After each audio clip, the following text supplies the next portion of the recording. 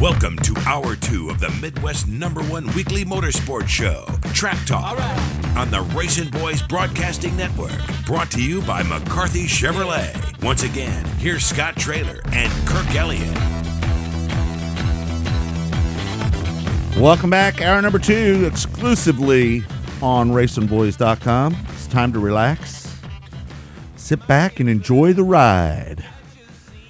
Hour number 2 brought to you by McCarthy Chevrolet, just like hour number 1. Don't forget, they've got a Corvette car show going on out there. They got a club out there. Be there till 1 o'clock. So if you want to go out and check out some Corvettes, you can do so. Cruises right now, $159 a month. The new 2013 Malibu days are here. It's official. You can get Malibus as little as $179 a month. Kirk, it's time for you to trade in and get you a Malibu, my friend. You can do it now, and you can get the payment for under $200. How about that? The new Malibu, 2013 Malibu, is in. Get them now and save a lot of money. Don't forget the $10,000 price guarantee at McCarthy Chevrolet as well. Check them out at McCarthyChevrolet.com and get your Chevrolet today. All right, Kirk, where do we start hour number 2? Where should we start in hour number 2? Well, I'd kind of like to start what went at Valley Speedway last Saturday night. Can we start with that? Sure. Yeah. Man, I got to tell you, the Valley Speedway has become, here in Kansas City, a whole new entity for Saturday night racing. And I'm not sure, you know, I was out there several times last year and the years prior to that. But this year, it has taken on a whole new feel. And I'm not sure if that's because Central Missouri Speedway is no longer open, but the crowds have turned out in huge numbers at Valley Speedway. The front straightaway grandstands have been packed about every week I've been out there. There's people on the back straightaways too. The car counts have built up. And so the whole atmosphere of everything that's going on out at Valley Speedway. I did not ever attend a race at Riverside Stadium. You did. You know more than anything else. Reminds me a lot of that place. What kind of situation that was at Riverside Stadium for all those many years. But what we're seeing at Valley Speedway right now has to be something like that because the competition level has increased, but the crowds have just been tremendous out there every Saturday. I think what's happened, and it's obvious, that they took advantage of Lakeside being closed last year. And when I say take advantage of them, yeah, obviously they run on Saturday nights. But what they have done is expose the people that didn't have an option last year, that wanted to stay in the city, the people that ventured over to Valley Speedway because Lakeside was closed, figured out that there's some pretty good racing going on. Dennis and his staff and what they've done out there in the last couple of years, the track has been a lot better. Yeah, you know, every track gets a little rough at times. But and they all blow a little dust at times. But the fact is, like Lakeside Speedway on Friday nights, you have great finishes. And there's always a good race every night that you go out to Valley Speedway. And I think that's what's happened. They've taken advantage of that opportunity, exposed the people to the track, and now a lot of people are going to more than one night a week. They're going in the Kansas City market. You know, we did that poll to where most people say they go to just one night a week. But it's obvious that more people are going to Valley, and I think some of that has to do with having guys like Tim Kirk running his A-Mod out there. You're seeing some stars that would run at CMS. Now, there will be a lot of people that says that this has everything to do with CMS closing. Well, I think it's been a factor. There's no doubt. It's been a factor. There's no question that has been a factor. But I also think that the racing that takes place on the track has a big part of it as well. Because you know and I know, Kirk, we go out there. There's some good racing going on out at that little bull ring. I mean, we all like big, fast tracks, but I think most people like bull rings more, you know. And I think that's it's a different kind of racing that's going on out there. Well, there's a lot going on out there, including after the races. I walked down into the pits, and then there's some shenanigans going on. What happened there? Girl was riding down through there on a four-wheeler, and she got out of control, and so the police stopped her. and made her walk steps down there. And they ended up hauling her off, didn't they? I think so. And then there were a couple of situations down there where somebody didn't like what Chad Batter did, who won the race last night. I have no idea what that was all about. Spun out a lap car, Kirk. That's what happened. Yeah, I must have missed that. I saw the race, but I didn't see what they were referring to. But whatever. Some people got upset with Chad about that, and things sort of. But there was a madhouse in the pits after the races. I mean, just loads of people down there, and the cops come driving through there, and but you got to feel like borderline out of control. But it is in control because Dennis Shrout quickly stepped in and said, we ain't going to tolerate that kind of stuff.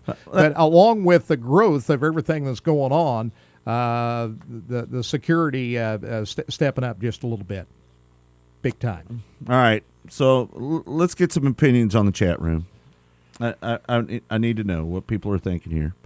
You know, Dennis is not going to allow cars to drive in the pits afterwards. I don't think he should. That's dangerous. Either. I mean, you got a lot of people with these massive crowds he's had out there.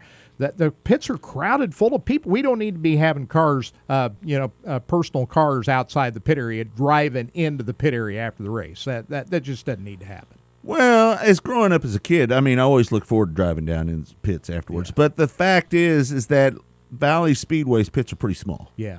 And it's hard, like you say, to maneuver around down there. Yeah, it's just not a good situation. And when people take advantage of that situation and go down there and start, trouble, then it runs it for the other people that don't. Right. But I think Dennis is going to make a concession to where people that are handicapped, there'll be a handful of exceptions, people that just can't physically walk down there. He's going to give them some sort of pass so they can get down there after the races, which I think is a good deal.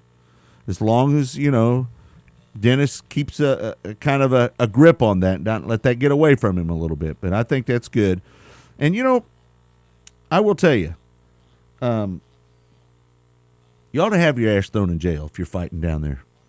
Yeah, you just can't. You're going to jail. You get in a fight with somebody down there, you're going to jail. That's the way it should be. I got to say, though, I've been on the other end of this. I've rumbled in the jungle in the pits myself for a time or two. And to be honest with you, lucky didn't go to jail a couple times. But this is a different world we live in than back when I was doing that, to be honest with you. Remember back when you were a kid, and most people that are on the chat room know this, back when you were a kid, man, you used to throw your dukes up and rumble. Knock down, drag out. When I went to school, they'd say, meet me in the churchyard next door. But those were times where you didn't want to bring your kids to the racetrack. It's a different world now. No. You want to bring your family to the racetrack now. So not true, Kirk. Yes, it is. No, it isn't.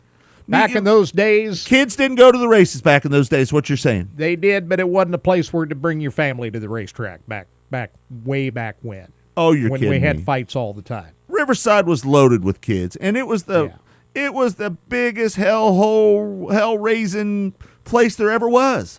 There was never a place like Riverside. Well, first of all, kids and the wives weren't allowed in the pits back years ago. Now, Kirk, when are you talking? How long ago was that? Oh, 30, 40 years ago. No.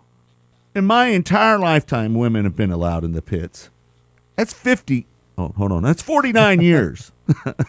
That's 49 years we're talking. The wives sat up in the grandstands. So, Kirk, what you're talking about is gotten fights over 50 years ago. That doesn't even count. But when I was growing up, I went to Riverside every Saturday night. And let me tell you, folks, there was, and most people know this, they're, hardcore race fans, there was a boatload of kids in the grandstands. You know what? It's not sociably acceptable now. Well, let's just put it this way. Yeah, there were kids and wives that came to the racetrack, but the general casual sports fan or the general public really didn't feel comfortable coming to the racetrack unless they were part of the crowd that was part of the racing community back in those days. It's far more inclusive today than it was back then, and so fights were tolerated back then.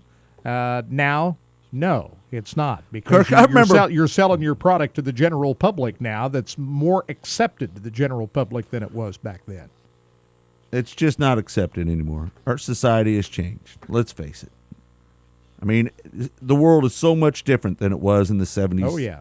60s, different- 70s, yeah, and no 80s. doubt it's a It's different so world. much different. So many people are so happy. I remember people chucking beer cans over the fence at the cars when they drove by down at Sure. Riverside. In fact, half the entertainment at Riverside was watching the fights in the grandstands. Sure. That was it. Oh, that was It was a commonplace. rout. No, And the most vicious Kirk, fights were amongst the women. Kirk, you weren't there. You know. No, I know about Riverside Stadium because I went to tracks just like Riverside Stadium No, there was back then, and it was no different, the atmosphere and the culture at other racetracks like Riverside Stadium. I will- And so I know what you're I talking will about. beg to- I saw it for myself. I would beg to differ with you. There was nothing like Riverside. Well, never I- will be. You'd be anything. surprised. Kirk, how many racetracks do you know that you could almost throw a rock to downtown metropolitan Yeah. area? Right in the middle fi- of the city. But fights in the grandstands and the things you're describing at Riverside Stadium were commonplace at most racetracks back then. At least the ones I attended. Well, there was more hoodlums in the city, I'll just tell you, than there was out in the country back in those days.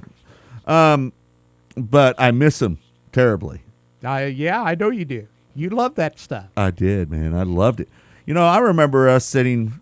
This is terrible because he was one of the nicest guys that I've ever met. But I didn't know him at this time. I was probably 10, 12 years old, maybe. I don't know, going to Riverside. And we used to hate, and maybe I shouldn't even go there, Cliff Lawrence. Not Cliff, he was driving a Datsun, little 4-cylinder Datsun car. I didn't know Cliff. He was winning all the races. Just winning them all. And his fans would all wear these orange shirts. They had 99 on the back of them, or 94, I guess it was. And he, my gosh, we would rattle them all night long and just try to start trouble with them all the time. And that happened frequently there. It happened a lot. Man, I miss those days. I know we can't have that anymore. But here we go. Racer X 66, as I remember fighting with other kids in the grandstands at Riverside as a little kid. Yep. It was crazy, man. It was the craziest place I've ever been to. The places I You got to remember, Kirk, it was in Riverside. Riverside had a reputation, not like today, of being the place you better be careful when you're down there because it was a pretty rugged town. You know, they threw a lot of people in jail, and there was a lot of roughnecks that went down there and take lived your down life there. in your own hands, just That's going why to be I'm a saying, spectator. That's why I'm saying Riverside was different than any track that you could go to anywhere because it was right in the middle of rowdiness, I guess is the best way to put it. It was I saw Dixie Castor last night. Carl was driving in. I was handing out flyers. They pulled up. They sit up on the hill. It was great to see her. It was really good to see. She looks so good. Yeah. You know, I don't know how old she is, but she's holding together well. And you know who else I saw last night? Clyde Ellis. How's Clyde doing? Talked to Clyde up in the upstairs at Lakeside Speedway. I will tell you, a few months ago, or maybe 5-6 months ago, Clyde was looking like he was not feeling too well, just to say the least. And last night, he looked better. Terrific. He Glad looked to hear better. he's back Yeah. to racetrack. There is probably very few people, if any, who has done more for Kansas City racing than Clyde Ellis. He is. That's just a fact. Well, that's why we call him the Godfather of motorsports around here. So it was good to see him. I will say that my thoughts and prayers are going out to Joan and Clyde and their daughter Tammy. Her son was killed a couple weeks ago. I did not know that. Yes, and it was. I don't know the details. I just know it wasn't good. Whatever happened. Oh, he so was sorry to He hear was murdered. Oh, my goodness. And I had a chance to talk to Tammy last night. I give her my love. I've known her since I was about 10 years old. I've known the Ellises all my life, just about. I lived over in that area off of North Brighton and Parvin Road, and they just lived over there in the Wynwood Why, area. I was not so, aware of that. Yeah. I wasn't until last night. In fact, Mark Olson told me that when Clyde... No, I take that back. Clyde come over, and he told me that and said that Joan isn't taking it very well, that was her grandson, and she's pretty distraught over that, as you might figure. Goodness. So thoughts and prayers are going out to the Ellis family and Yes. their daughter Tammy. for that tragic loss. Oh, my goodness. Yep. Yeah, thinking about you, Joan, Clyde, the whole family. Absolutely. A lot of adversity they've had to deal with. You know, with Debbie passing away a couple years ago, just about the same time my mom did 3 years ago, and now losing the grandson. So, Joan, Clyde, we're thinking of you. Tammy, we love you. Hope everybody is going to be okay. So, all right. I want to get back to what's going on the chat room.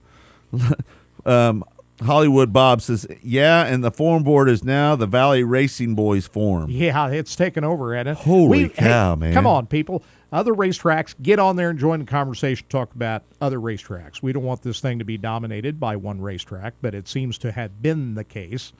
Valley Speedway, we'd like good discussion on the board, but we'd like all the tracks to participate in it if we could. So... yeah, Bob. Join in. Yeah, you want to see L.A. on there? Just start talking, bud. I want to see L.A. There must not be a lot of activity in the pits at L.A. Raceway after the races. That's probably all I can deduce from that. I don't know. Now, Kirk, there's more to talk about than what happens after the races in the pits. Well, come on, how about we just talk about some of the action on the racetrack? Big topic this past week. Bob, just start a topic on there and talk about some stuff, man. We'll get those folks going. You know? And by the way, they had races last night, again at L.A. Raceway. Mm-hmm.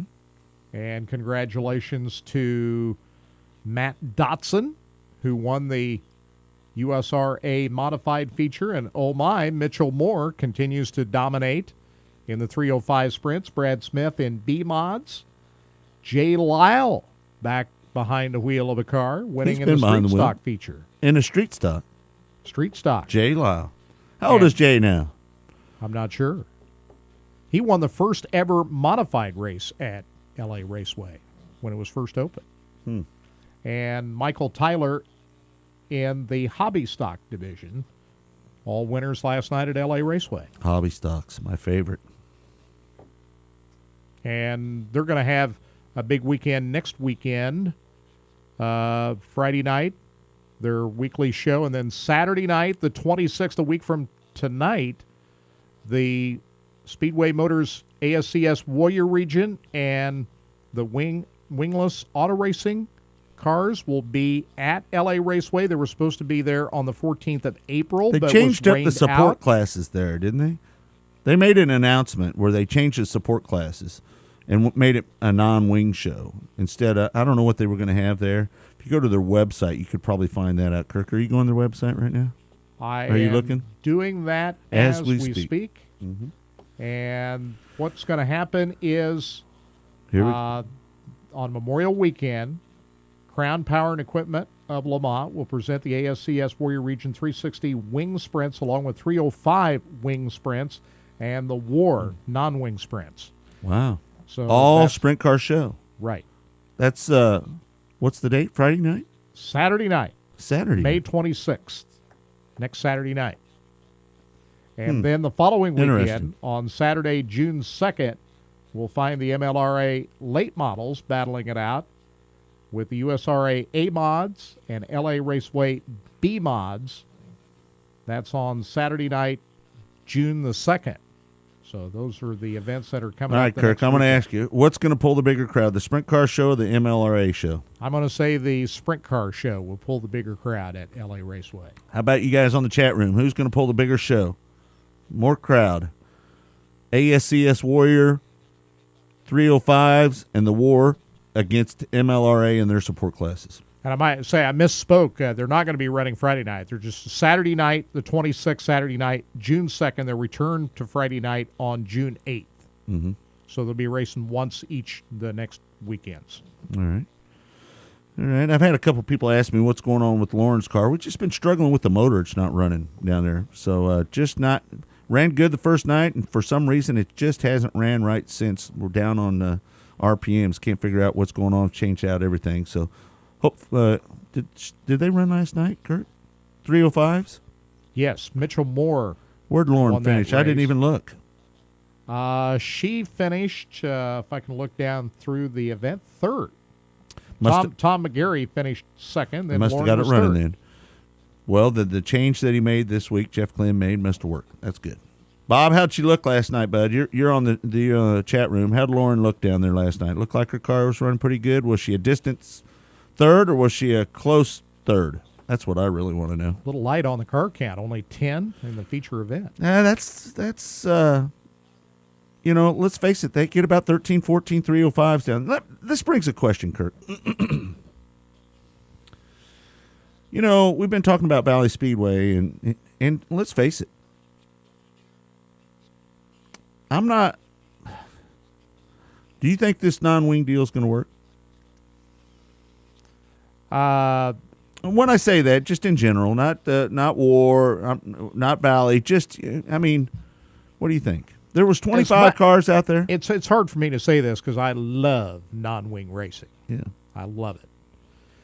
But there's some safety issues involved, and you're splitting things up just a little bit. I'm thinking mainly for a safety issue more than anything else. That your emotions are in this right now. Putting the wings on is the way to go. Your emotions are in this right now because of what happened last week.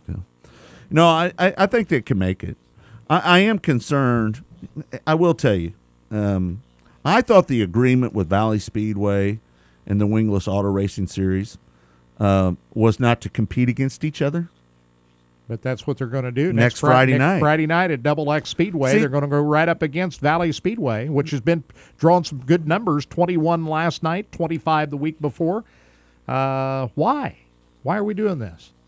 But if that is your agreement, if you're Dennis and you're in his shoes, what would you do? Would you have a talk with your drivers and say, hey, listen, boys, I've supported this. I started this thing up here. I give you the opportunity to do what we're doing. We got a bunch of great cars. What they said, 21 last night. 21 last night. In the 24 AMA. last week. Right. Car count's great. 25 last week. Yeah. I'm just going by what they said here on the chat room. I'm going to tell you, if Ward told me that they weren't going to compete against me and then they did, I'd have to really rethink about what I'm doing there a little bit. And I like War. I think I kind of like the idea of what they're all trying to do, but I'm just afraid there's not enough cars. And if the War Series decides that, you know what, we're just going to have to compete against Valley Speedway from time to time, I'm afraid that's going to make some tough decisions for some people, and it's just all it's going to do is just water down the whole thing. Who wants to see 10 cars? What was the reason? What was the mission statement of starting the Wingless Auto Racing group to begin with? Why start the group? I like what they're doing, but the thing is if you're going to make this work, you've got enough cars. They have enough cars to make it work. You got to work with the track that's running these on a regular basis and pulling the car count. Don't go up against the track that's doing that.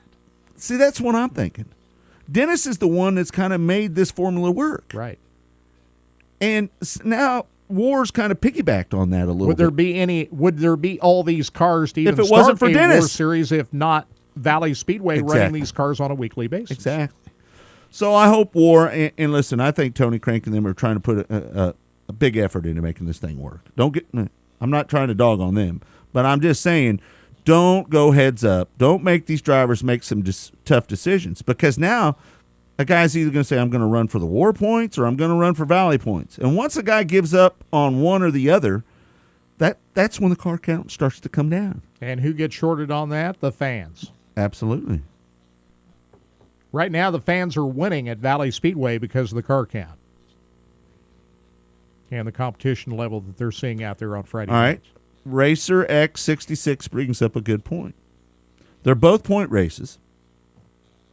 Why not, if War is going to compete against Valley, which I don't think they should, so let's be clear on that, but if they are going to compete against them, they should make their race a non-point race. As a courtesy to Dennis and what he's done to make those quantity of cars in this area, they ought to make that War race a non-point race. How about this? Just don't run up against Valley Speedway on Friday night. Period. I get that. No, I agree. That's way, because, listen, Kirk, if somebody, here, shake hands here. Somebody does that, that's the way it should be. Yeah.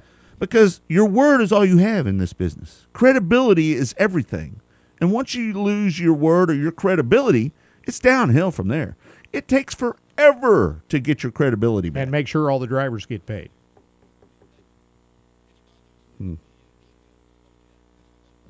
Well, That's I don't know. It's just something that kind of, I don't know. It just kind of bothers me just a little bit.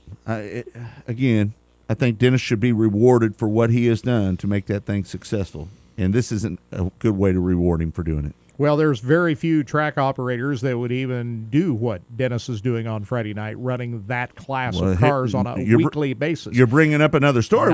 No other promoter would do that. I know for a fact that Dennis about breaks even or loses money on that show on Friday night. It's not a big money maker. And you're talking about a lot of work to make that happen. You know, if the car count goes down and those guys don't show their support for Valley, say they go down there and run this war deal, who's to say that Dennis won't just pull the plug on Friday nights next year? Yeah, especially how successful Saturday night has been. That's a moneymaker. That's a possibility. I don't know. I haven't talked to Dennis about that, but you'd think it would be a possibility. We'll see. I don't know. Just a thought. Man, you got to be a man of your word, though. If you tell them you're not going to do something, it better be that way. Yeah, and above all, make sure you deliver on what you promised to the racers. Right. All right. Well, always.